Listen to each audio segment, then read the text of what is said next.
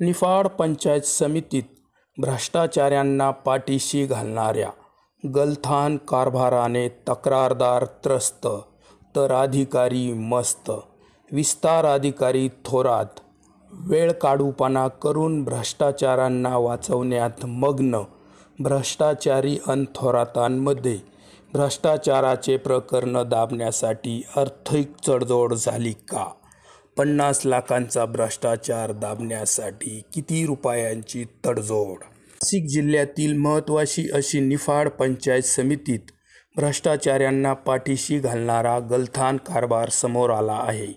भ्रष्टाचार उघड होऊन तब्बल 3 वर्ष झाले आहे तरी निफाड पंचायत समितीकडून संबंधित भ्रष्टाचारी ग्रामसेवक व सरपंचांवर अद्यापपर्यंत कुठलीही कायदेशीर कारवाई न केल्याने निफाड पंचायत समितीचे संबंधित अधिकारी व भ्रष्टाचारात अडकलेले ग्रामसेवक सरपंच यांच्याशी आर्थिक तडजोडी करून भ्रष्टाचार दाबण्याचा प्रयत्न करत आहेत का, असा प्रश्न उपस्थित होतो।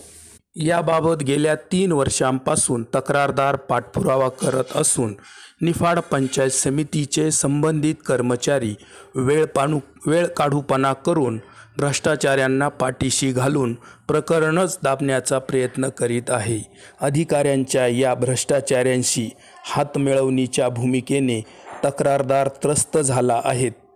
कुंपणच शेत खाणार असेल तर न्याय कोणाकडे मागणार, असा प्रश्न उपस्थित होतो। विस्तार अधिकारी थोरात हे हेतुपूर्वक या प्रकरणात वेळकाढूपणा करून वेळ मारून नेत आहे।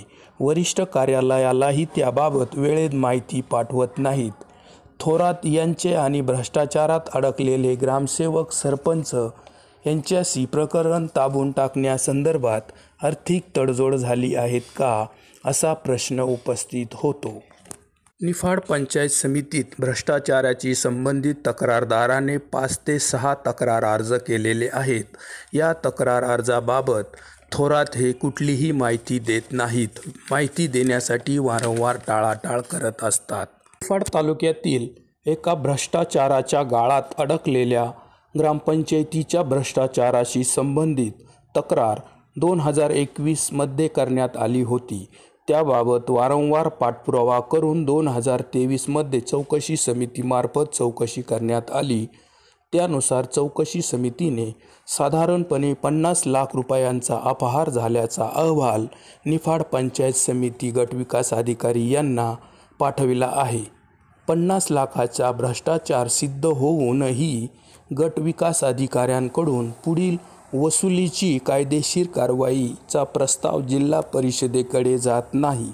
यात भ्रष्टाचार करणाऱ्या सरपंच ग्रामसेवकांकडूनही अद्यापही वसुली नाही, फक्त वसुलीच्या नोटिसा देण्यात आल्या आहेत।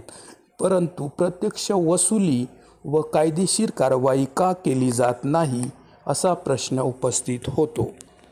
तसेच तालुक्यात बोगस ठेकेदार आणि बोगस पुरवठा करणाऱ्या दलालांचा सुळसुळाट सुरू आहे।